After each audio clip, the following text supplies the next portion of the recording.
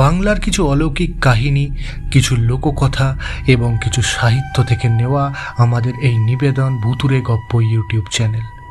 আজকে আপনাদের জন্য ভুতুড়ে গপ্প ক্লাসিক্সের পঞ্চম মানুষ গল্পটিতে আপনারা দুটি ভাগ দেখতে পাবেন। আজকে যেরকম প্রথম পর্ব এবং দ্বিতীয় ভাগ বা দ্বিতীয় পর্ব আমরা কিছুদিনের মধ্যে আপনাদের কাছে নিয়ে আসব। যদি আপনাদের গল্পটি ভালো লেগে থাকে বা আপনাদের কোনো মতামত হয়ে থাকে, নিচে কমেন্ট করবেন এবং সাবস্ক্রাইব করে আমাদের পাশে থাকবেন। আজকের মুখ্য চরিত্রগুলিতে গল্পের কথক সৌরদীপ, রুদ্রের ভূমিকায় আমি অতীশ, অর্ণবের ভূমিকায় সৌমাভ, নন্দিনীর ভূমিকায় সুমি এবং মেঘলার ভূমিকায় পূজা। শুরু হচ্ছে আজকে ভুতুড়ে গপ্প ক্লাসিক্সের পঞ্চম মানুষ। পশ্চিম মেদিনীপুরের ছোট্ট একটা গ্রাম চন্দনডাঙ্গা। গ্রামের শেষ প্রান্তে দাঁড়িয়ে আছে প্রায় 150 বছরের পুরনো রায়চৌধুরীদের জমিদার বাড়ি। বাড়িটার চারপাশ জুড়ে বিশাল বট গাছ, ঝোপঝাড় আর ভাঙা পাঁচিল।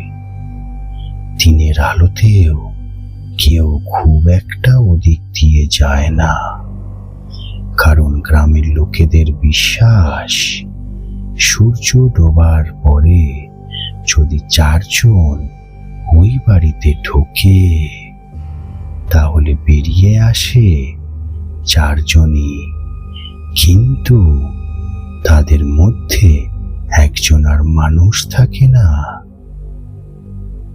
অবশ্য এইসব কথা বিশ্বাস করতো না রুদ্র। হ্যালো বন্ধুরা, আজ আমরা এসেছি পশ্চিম মেদিনীপুরের সবচেয়ে রহস্যময় জমিদার বাড়িতে। লোকজন বলে এখানে নাকি ভূত আছে। আজ দেখব সত্যিই কিছু আছে কিনা, নাকি সবটাই গুজব। যাকে আমাদের সাথে আপনারা এইভাবে জুড়ে থাকুন। Signing off. অর্ণব বলল, তুই এসব বলে মানুষকে ভয় কেন দেখাস? ভূত বলে কিছু হয় না। আরে ভিডিওতে একটু নাটক না করলে ভিউ আসবে গাধা। নন্দিনী বলল, আগে ছবি তুলতে দাও, আলোটা কিন্তু দারুণ এখানে, যাই বলো। মেঘলা বলল, তোরা কিছু শুনতে পাচ্ছিস? কি? মনে হলো কেউ যেন আমাদের দেখছে। রুদ্র বলল, ওফ, তুইও শুরু করলি? মেঘলা আর কিছু বলল না, কিন্তু তার বুকের ভেতরটা অদ্ভুতভাবে কেঁপে উঠল, কারণ এই অনুভূতিটা তার নতুন নয়। ছোটবেলা থেকেই বিপদ আসার আগে সে এমন অস্বস্তির টের পেত।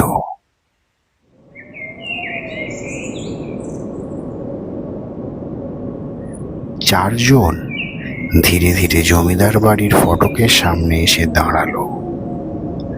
লোহার বিশাল দরজাটা অর্ধেক খোলা, যেন কেউ তাদের জন্য অপেক্ষা করছে। নন্দিনী বলল, আরে দেখ, দরজাটা তো খোলাই আছে। চল ভেতরে যাই।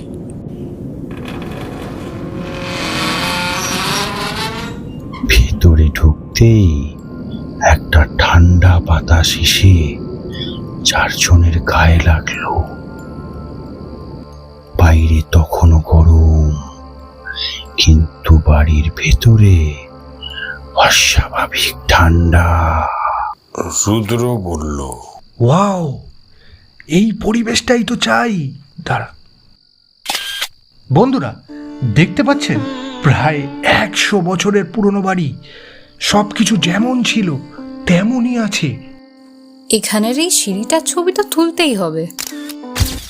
হঠাৎ ক্যামেরার ফ্ল্যাশের আলোয় উপরের বারান্দায় মনে হলো একটা সাদা কাপড় পরা মানুষ দাঁড়িয়ে আছে। রুদ্র দেখ, ওপরে কে? কই? কেউ নেই তো। আরে আলোর ভুল। না, আমি স্পষ্ট দেখেছি। ভিডিওতে দৌড়া পড়লে মজা হবে কিন্তু। তারা জানতো না ঠিক সেই মুহূর্তে দোতলার ভাঙা জানলার আড়াল থেকে দুটি চোখ স্থির হয়ে তাকিয়েছিল তাদের দিকে। কে কে ওখানে? চল ওপরে গিয়ে দেখি। চারজন সিঁড়ির দিকে এগিয়ে গেল, কিন্তু কেউই খেয়াল করলো না তাদের পেছনে মাটির ধুলোর ওপর 4 জোড়া নয় 5 জোড়া পায়ের ছাপ তৈরি হয়েছে। 4 জন ভেবেছিল তারা একাই বাড়ির ভেতর ঢুকেছে, কিন্তু তাদের সঙ্গে আরো একজন নিঃশব্দে ভিতরে প্রবেশ করেছে।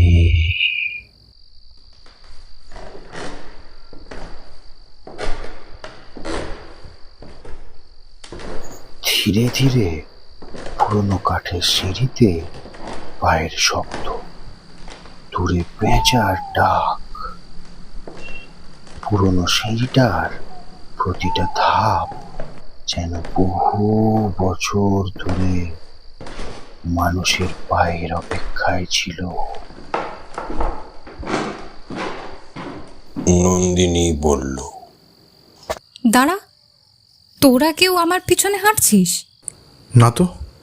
তাহলে আমার পিছনে পায়ের শব্দ হচ্ছে কেন? ইকো ইকো, বুঝলি? পুরোনো বাড়িতে এমনটা হয়, বুঝলি? না, ওটা ওটাই ছিল না। কেউ আমাদের সঙ্গেই সিঁড়ি ভাঙছিল। তুইও না। দোতলায় উঠতেই একটা লম্বা করিডোর, 2 পাশে সারি সারি ঘর, সব দরজা খোলা, শুধু শেষ ঘরটার দরজাটা ভেতর থেকে বন্ধ। আগে এই খোলা ঘরগুলো দেখি, বুঝলি?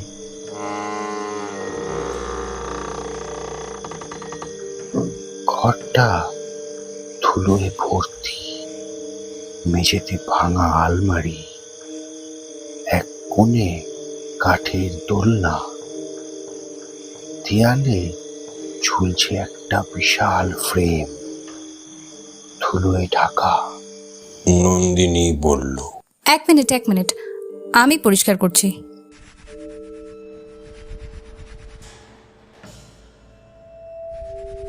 ধীরে ধীরে ছবিটা স্পষ্ট হয়ে উঠল।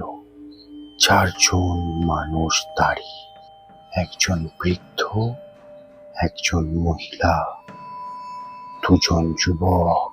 অর্ণব বলল, পুরনো জমিদার পরিবারের ছবি হবে।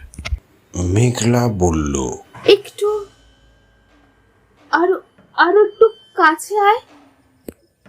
আরে এক মিনিট, এখানে তো 5 জন আছে। কোথায়? মুখটা মুখটা রুদ্রর মতো না? তাতে কি হয়েছে? আমার মতো মানুষ পৃথিবীতে একজনই নাকি? কিন্তু হাসিটা বেশিক্ষণ টিকল না, কারণ ছবিটার নিচে লেখা সাল 1958। অসম্ভব। চল চল, এই ঘর থেকে এক্ষুনি বেরিয়ে যাই, এক্ষুনি। 4 জনই চমকে উঠল। কে দরজা বন্ধ করলো? আটকে গেছে। একটু সরে দাঁড়া। জোরে ধাক্কা, 1 বার, 2 বার, 3 বার, দরজা খুলল না। ঠিক তখনই ছাদের দিক থেকে জল পড়ার শব্দ। নন্দিনী উপরে তাকালো। এটা এটা জল নয়। রুদ্র মোবাইলের ফ্ল্যাশ উপরে ধরতেই কিছুই নেই। শুকনো সিলিং, মেঝের দাগও উধাও। আমি তো দেখলাম বাড়িটা আমাদের নিয়ে খেলছে। ঘরের কোণ থেকে খুব আস্তে একটা কণ্ঠ ভেসে এলো, অজানা কণ্ঠ। চারজন একসঙ্গে পেছনে তাকালো। কেউ নেই। আবার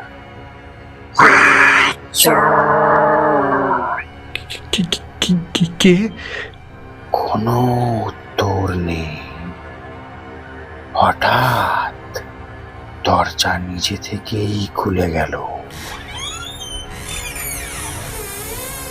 চারজন এক মুহূর্ত দাঁড়ালো না, দৌড়ে করিডোরে বেরিয়ে এলো। কিন্তু করিডোরের শেষে যে সিঁড়ি দিয়ে তারা উঠেছিল সেটা আর নেই।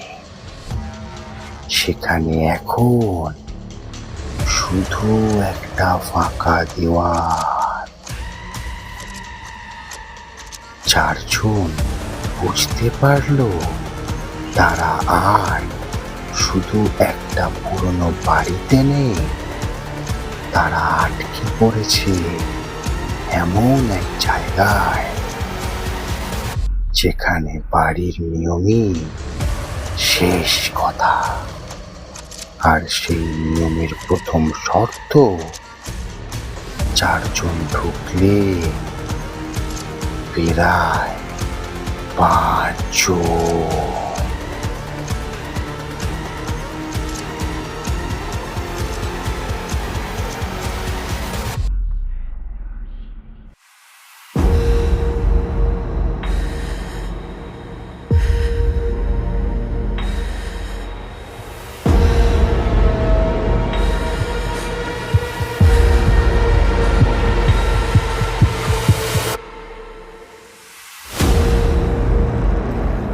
শুনছিলেন ভূতুরে গল্প ক্লাসিক্স প্রেজেন্টস পঞ্চম মানুষ। আমাদের এই গল্পটি আপনাদের কেমন লাগলো অবশ্যই কিন্তু কমেন্ট করে জানাতে ভুলবেন না। এর পরবর্তী পর্ব আমরা খুব শীঘ্রই আপনাদের সামনে নিয়ে আসব।